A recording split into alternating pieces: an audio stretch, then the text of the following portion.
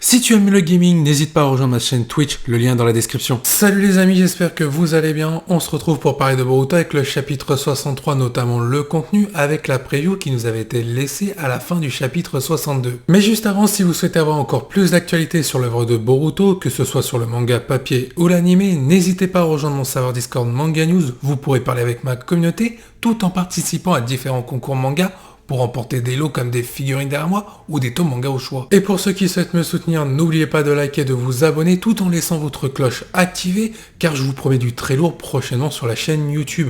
Et n'oubliez pas de laisser votre avis en commentaire par rapport aux différents propos que je vais tenir dans cette vidéo.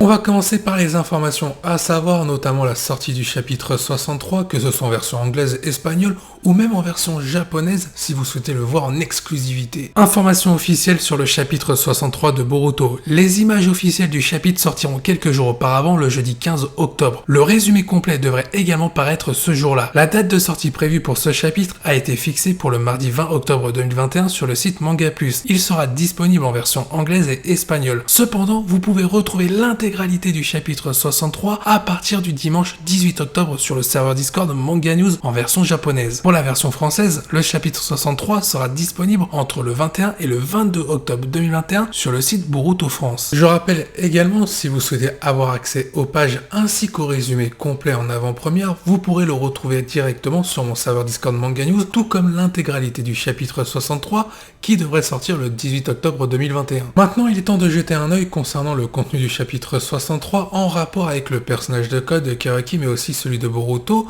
et on va voir tout ça avec la preview qui nous avait été laissée en fin de chapitre 62. La preview du chapitre 63, son frère Boruto est venu en courant vers la situation de Kawaki. Pourront-ils arrêter Code qui est leur enragé et redoutable ennemi? Suite à ces informations, je vous invite à donner votre note en commentaire entre 1 et 10. Plus vous allez vers 10, plus vous êtes hypé concernant l'œuvre de Boruto et la suite du manga, et plus vous allez vers 0, moins vous êtes hypé.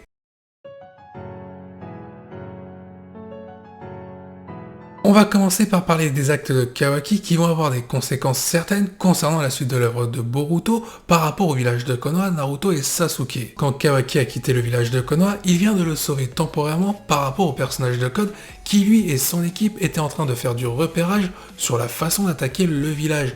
Alors Kawaki, en quittant ce village, a permis à Code tout simplement de le rejoindre et non d'attaquer ce fameux village.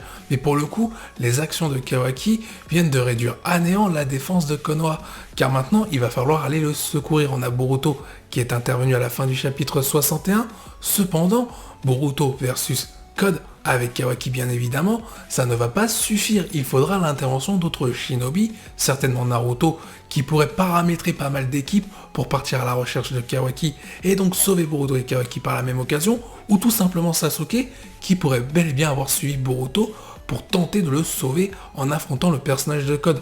Tous les scénarios sont possibles et c'est ce qu'on verra en fin de vidéo. Là où je pense que le village de Konoha est en danger, c'est par rapport au fait que Code est en train de combattre Kawaki et Boruto. Cependant, le village de Konoha n'est pas au courant de la présence de Daemon et Eda. Donc s'ils envoient leur meilleure force à la poursuite de Kawaki et de Boruto pour les sauver, et ben le village de Konoha sera laissé sans défense par rapport à Daemon et Eda qui eux pourraient attaquer pendant que Code s'occupe des autres shinobi. En réalité, la puissance regroupée de Konoha ne sera plus là, elle sera totalement dispersée à cause des actions de Kawaki. Toutefois, attention, il y a quand même plusieurs paramètres à prendre en compte, notamment la présence d'Amado et de son cyborg, l'intelligence de Shikamaru, et le fait que Naruto va certainement rester au village pour paramétrer toutes les situations, la défense du village de Konoha, mais notamment la poursuite de Kawaki, avec, comme je l'ai dit, des équipes qu'il risque de mettre en place pour aller le retrouver et aller le sauver. Car Naruto, s'il quitte le village de Konoha, ça serait un peu bête en termes de scénario de laisser le village de Konoha justement en danger par rapport à la menace qui plane. Ce n'est pas l'intérêt du 7ème Hokage. Par contre, ce qui pourrait être extrêmement intéressant, c'est de voir le dilemme qui s'offre à Naruto. Est-ce qu'il quitte le village de Konoha pour aller sauver son fils adoptif Kawaki, ou est-ce qu'il reste au village de Konoha en tant que 7ème Hokage pour le protéger? On verra un Naruto dans tous les cas avec des remords, des regrets de ne pas pouvoir aller tenter quelque chose pour sauver Kawaki. Et de l'autre côté, Kawaki pourrait commencer à se poser des questions, peut-être en se faisant retourner le cerveau par Code ou Eda, concernant les intentions de Naruto à vouloir le sauver, mais qu'il ne vient pas. Parlons maintenant de la cicatrice de Boruto qui va certainement arriver dans cet arc et qui est plus proche que jamais. On parle bien évidemment de la cicatrice de Boruto qui va se trouver sur son œil droit, là où le Byakugan de Momoshiki prend le dessus quand Momoshiki prend le contrôle sur le corps et l'esprit de Boruto, ou dans l'anime quand le Jogan apparaît pour Boruto. Alors, qui va réaliser cette cicatrice? Vous pouvez donner votre avis en commentaire. Est-ce que vous voyez Kawaki faire la cicatrice à Boruto, le personnage de Code, ou Boruto se la faire lui-même par rapport à la menace qu'il a à l'intérieur de lui, c'est-à-dire Momoshiki? Car oui, c'est l'une des hypothèses. Si Boruto affronte Code et qu'il épuise son chakra, Momoshiki pourrait réapparaître. Cependant, il y a aussi une donnée à prendre en compte, ce sont les médicaments d'Amado qui doivent faire effet sur Boruto. Donc les effets secondaires qui pourraient se produire pourraient être totalement imprévus concernant Boruto et pourraient même inquiéter le personnage de Code qui pourrait apercevoir en voyant Boruto avec les effets secondaires l'œuvre d'Amado qui aurait tenté de contrer Momoshiki à l'intérieur de Boruto. Et pour Code, peut-être que ça pourrait sentir l'heure aussi, car Boruto pourrait peut-être utiliser les pouvoirs de Momoshiki sans le réveil de Momoshiki. Et là, le combat face à Code prend une autre tournure, car Boruto pourrait même le dominer. Suite à ça, il n'est pas impossible que Code tente une cicatrice sur l'œil de Boruto pour stopper un peu ce Kama qui est en train de prendre le dessus, avec un Boruto utilisant les pouvoirs de Momoshiki. Après, il n'est pas impossible que ce soit Momoshiki qui ait pris le contrôle du corps de Boruto pour pas que Boruto meure, ainsi que lui-même. Et là, pour le coup, Code, afin de stopper Momoshiki, il n'aura d'autre choix que de blesser mortellement, non pas Boruto, mais Momoshiki, ce qui aura pour conséquence, comme je l'ai dit, de blesser Boruto par rapport à son œil.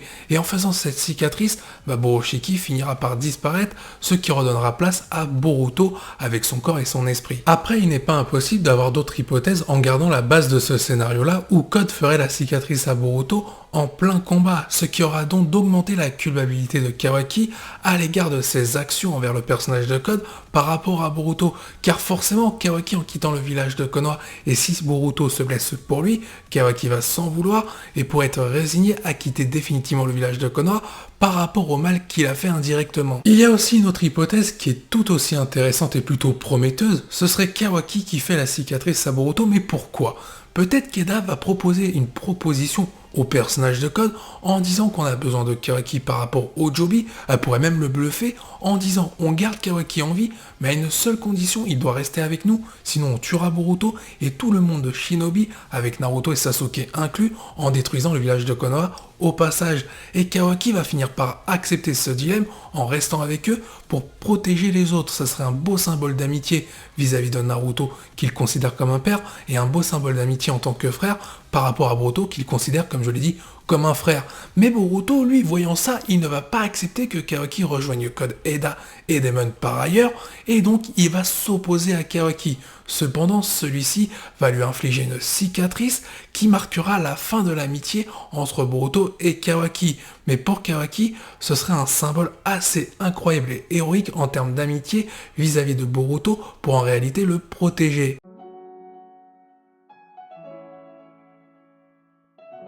On va parler du dernier thème de cette vidéo, de nombreux rebondissements à venir, notamment des retournements de situation pendant le combat Boruto et Kawaki versus le personnage de Code. Il peut y avoir l'intervention de plusieurs personnages, avant tout le cyborg d'Amado, qui a été conçu pour protéger le village de Konoha et qui ressemble à Delta. Amado, au vu de la situation de Kawaki, pourrait le déclencher beaucoup plus tôt pour charger le cyborg de récupérer Kawaki. Et en plus, si c'est Delta, il y aurait une petite symbolique derrière, car à l'époque, Delta avait été chargé de récupérer Kawaki pour Kara, mais cette fois-ci, ce sera pour le village de Konoha et pour le compte d'Amado. L'autre scénario possible et probable, c'est le fait que Sasuke pourrait intervenir car il a suivi Boruto, en qui il a confiance par rapport aux propos sur le fait que Kawaki ait quitté le village de Konoha, là où Naruto n'a pas fait confiance à Boruto dans le chapitre 61. Et on pourrait avoir une surprise, Sasuke qui pourrait réussir à combattre le personnage de Code et le faire battre en retrait, car je rappelle que Code n'est pas à son plein potentiel par rapport aux limiteurs qu'il possède.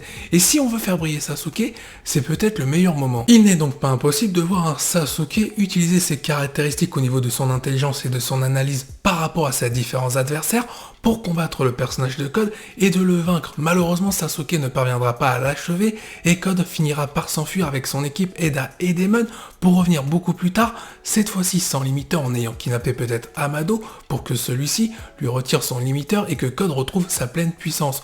On pourrait très bien avoir une revanche par la suite entre Code et Sasuke. Mais dans un premier temps, un scénario comme ça mettrait clairement en valeur Sasuke en tant que héros pour sauver à la fois Kawaki, le fils adoptif de Naruto, mais surtout sauver le fils de Naruto, c'est-à-dire Boruto. Et on mettrait en avant la confiance de Sasuke envers Boruto, ce qui pourrait entamer leur début d'évolution par rapport à ces deux personnages-là, au niveau de leur entraînement, et surtout par rapport à Boruto, qui va acquérir toutes les caractéristiques de Sasuke en termes de valeur en shinobi, mais surtout la façon de se battre avec une épée, notamment le katana de Sasuke, donc un nouvel art de combat pour Boruto, ce qui pourrait expliquer le chapitre 1 avec Boruto représentant Sasuke. Il y a encore d'autres rebondissements à voir, l'intervention de Kajin Koji, qui on sait avec des informations officielles va revenir dans la suite de l'œuvre Boruto, pour apporter quelque chose au scénario du manga, notamment par rapport à des révélations concernant Amado. Et peut-être que c'est le meilleur moment pour qu'il intervienne, peut-être pour sauver Kawaki et lui dire les réelles intentions d'Amado, peut-être qu'en réalité Amado est un véritable gentil et Kajin Koji va lui faire savoir à Kawaki. Ou alors Kajin Koji pourrait se pointer au village de Konoha en disant clairement à Naruto que Amado est un manipulateur et que toutes les vérités qu'il leur a racontées, ce ne sont pas les vraies vérités, mais plutôt des mensonges. Car si on regarde bien, Amado, à chaque fois qu'il a fait des révélations concernant son passé, ou notamment sur les créations qu'il a faites comme Kajin Koji, il n'a jamais dit clairement la vérité à Naruto. Par exemple, Amado n'a jamais révélé à Naruto que Kajin Koji était le clone de Jiraiya, une information qui est pourtant importante vis-à-vis de Naruto. On a aussi plusieurs versions d'Amado, notamment celle qu'il avait donnée à Kajin Koji pour combattre Jigen, soit Ishiki Otsutsuki, et une autre version qu'il avait donnée à Naruto et aux autres shinobi présents à ce moment-là. Au vu des intentions d'Amado, on sent bien que dans son plan, Kajin Koji devait mourir face à Ishiki Otsutsuki, cependant Amado ne sait pas que Kajin Koji a survécu. Pour le coup, son plan risque de tomber à l'eau. Dans le chapitre 63, il y a aussi une autre hypothèse qui commence à prendre de l'ampleur. Eda et Daemon pourraient intervenir pour stopper la colère et la rage de Code vis-à-vis de Kawaki et Boruto afin de sauver surtout Kawaki. Et on pourrait très bien voir Eda qui va convaincre Code ou en le manipulant par la volonté comme elle l'a déjà fait autrefois pour que Kawaki soit sauvé. Ou alors on pourrait avoir un rebondissement assez inattendu. Eda et Daemon pourraient kidnapper Kawaki pour le protéger et là on se retrouverait avec un Code qui se retrouve tout seul et qui est beaucoup plus accessible pour les shinobi de Konoha afin de le combattre. Et là ce qui peut être très intéressant, c'est qu'on aurait un Kawaki qui serait obligé de rester du côté de Eda et Daemon car tout simplement sinon il y aura des conséquences un peu comme je l'ai dit en début de vidéo par rapport aux actes de Kawaki. Cependant à côté on aurait un Boruto laissé seul face à Code qui lui pourrait se venger sur lui en lui infligeant cette cicatrice, mais Boruto pourrait être sauvé in extremis par Sasuke. Tous les scénarios sont possibles et sont très intéressants si cela devait se produire. Cette vidéo touche à sa fin et j'espère qu'elle vous a plu. Je vous dis à la prochaine, portez-vous bien et n'oubliez pas que la volonté du KT soit avec vous.